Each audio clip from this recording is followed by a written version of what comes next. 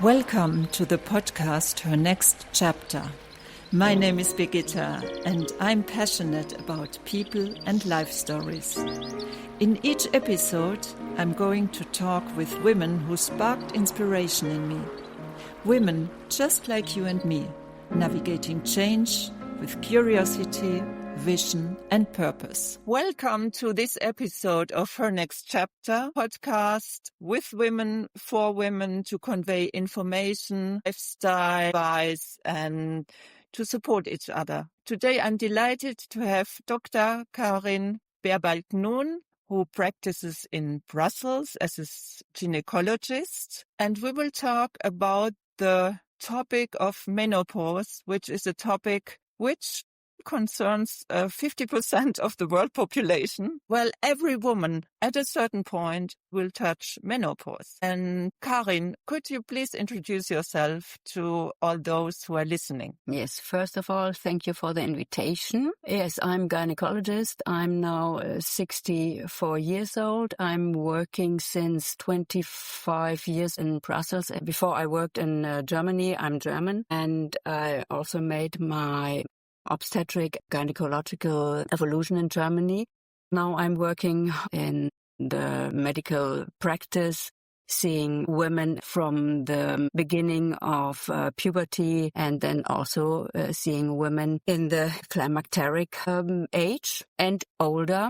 So it's the whole lifespan I can follow. Thank you very much, Karin. And in fact, we are both German speakers, so we both talk here in English, which is not our native language, but we found that the topic was good to be addressed in English. So with all those small hiccups which might come for language reasons. This said, well, you talked already in your introduction about climacteric, and I wanted to start with all the nomenclatura around the menopause. Could you please clarify the terminology briefly? Because this already creates a lot of confusion for many. So the menopause, to start with this, is exactly one certain time. It's the last period ever which happens. And this is something which you only see after having no period after 12 months. And the time before is the premenopause, the time after is the postmenopause, and all together is climacteric.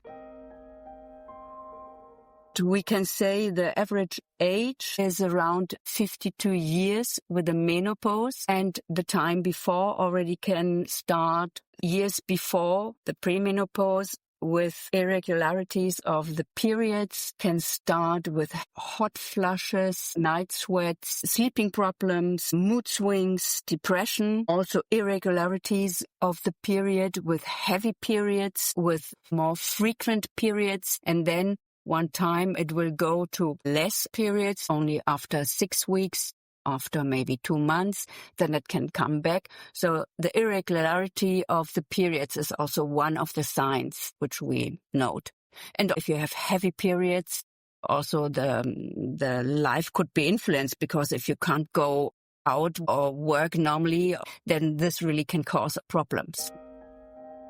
I want to say how we know each other. I had lots of sleeping problems when I was in this premenopause phase. And my family doctor at a certain point said, look, go to see a female doctor.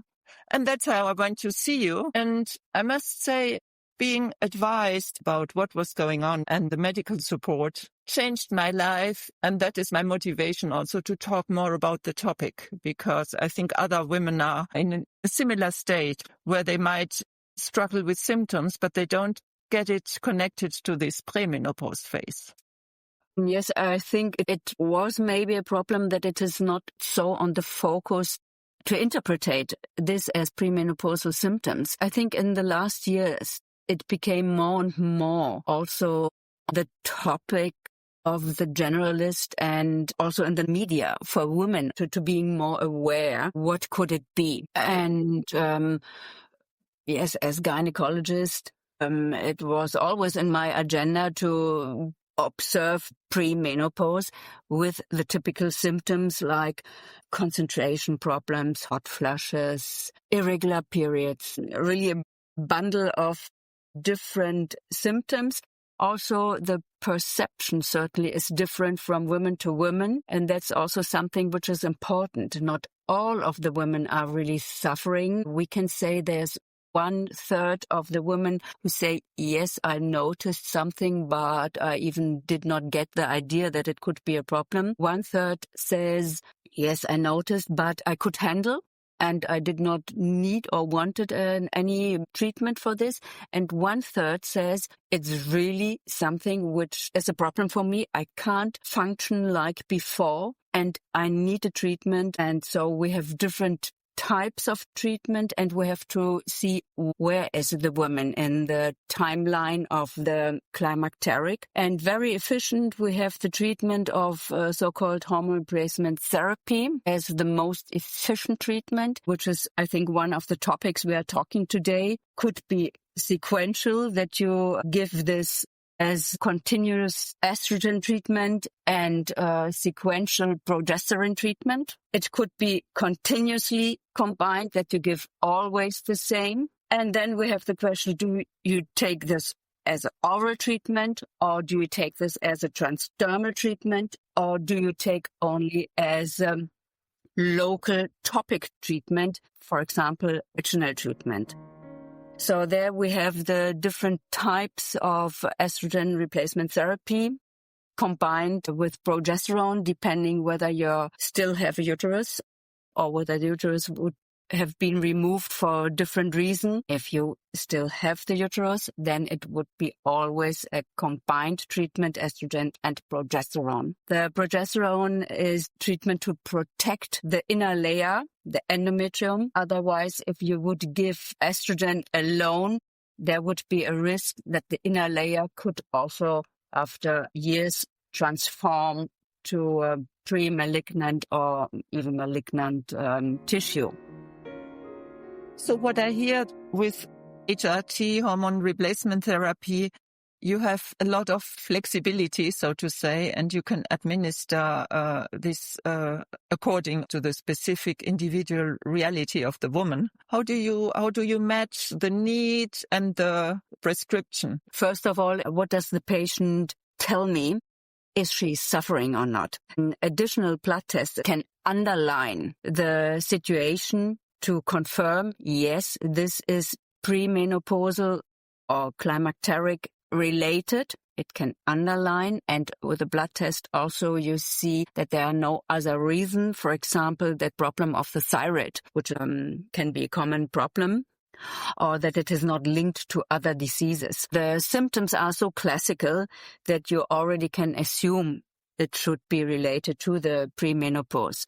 It's the patient who gives me the symptoms and the need, whether she wants or needs a treatment. Most times I do a blood test to see, are there some risk factors? We want to know how's the metabolic system. And often we have not only a weight problem, we also have a problem with the cholesterol and sometimes also diabetes or nearly diabetes, so risk constellation for cardiovascular diseases. That's important. And this could be also then a restriction and the choice of which type of hormone replacement treatment you give instead of oral or transdermal treatment. That's the question.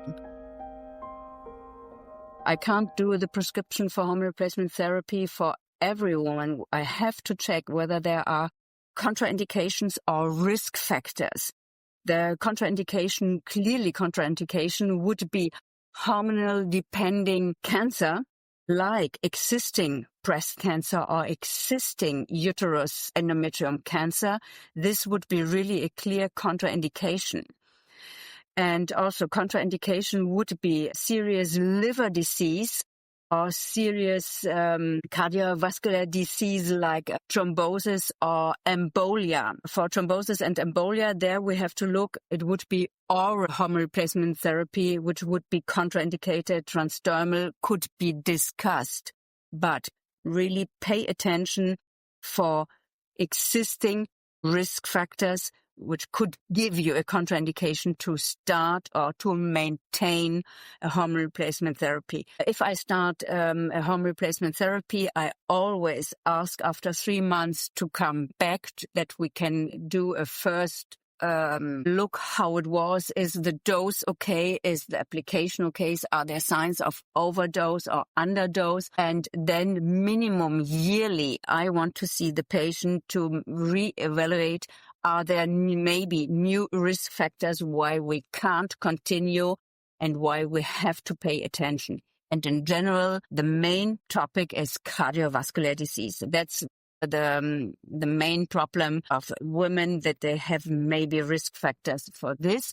And that's, by the way, also the main reason for diseases in general. The cancer is the second main risk factors, but in general, the likelihood are cardiovascular diseases. So we have to look, are there contraindications, and do we have maybe to adjust the way of treatment, so oral, transdermal, or local treatment. What about the intake of testosterone as part of this whole package of hormone replacement therapy? Yes, testosterone as a transdermal treatment is also in the treatments, but in many countries it's off-label treatment because the testosterone product is tailored for men. So if we use the testosterone gel transdermal for women, you have to get the production of this as preparation done by the pharmacy, but it is allowed.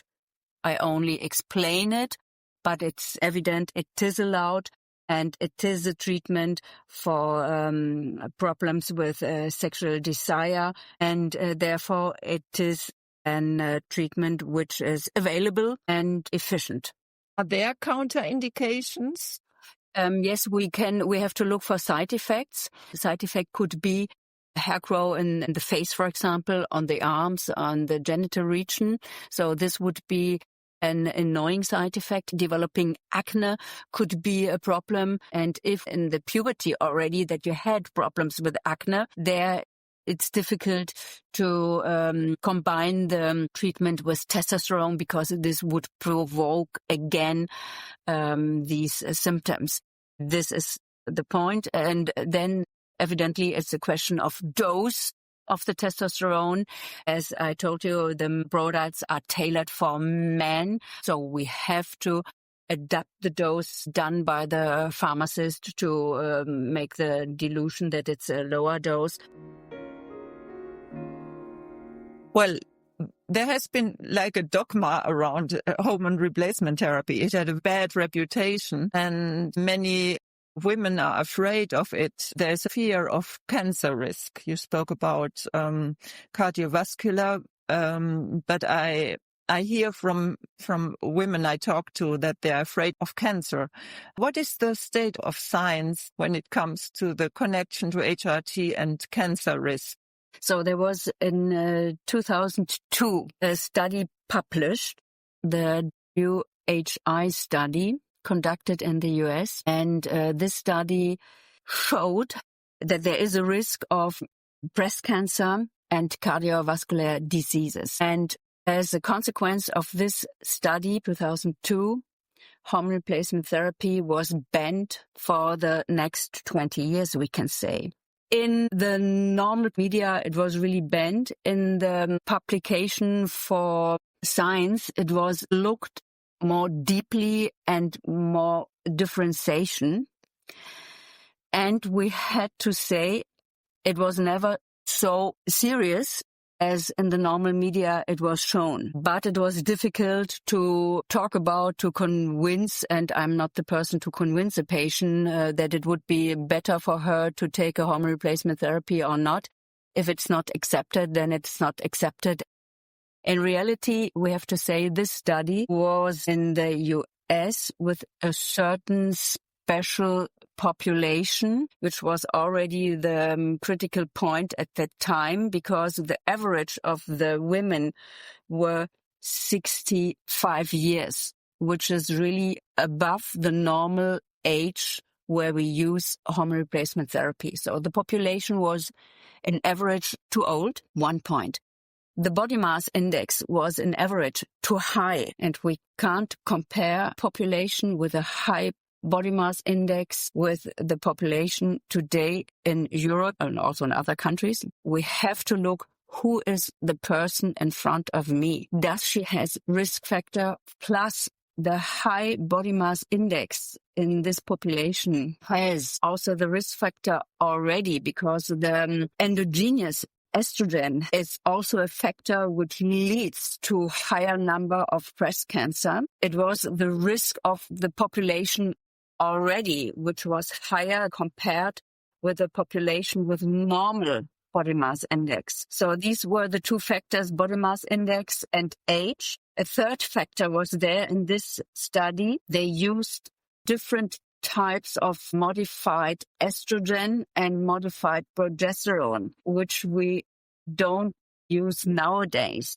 Nowadays, we are using bioidentical estrogen and bioidentical progesterone. And that's really a big difference to the medication which was used in this study. The bioidentical estrogen and progesterone is exactly the same form of estrogen progesterone which is produced for years and years in the ovaries of us, of the women, different from this which was used in the study. So the study was for years banning the hormone replacement therapy. Now we can say also in the normal media, it's more and more accepted. And it's really getting back to the state which we had before in the 80s and also in the 90s and till the time when this study was published.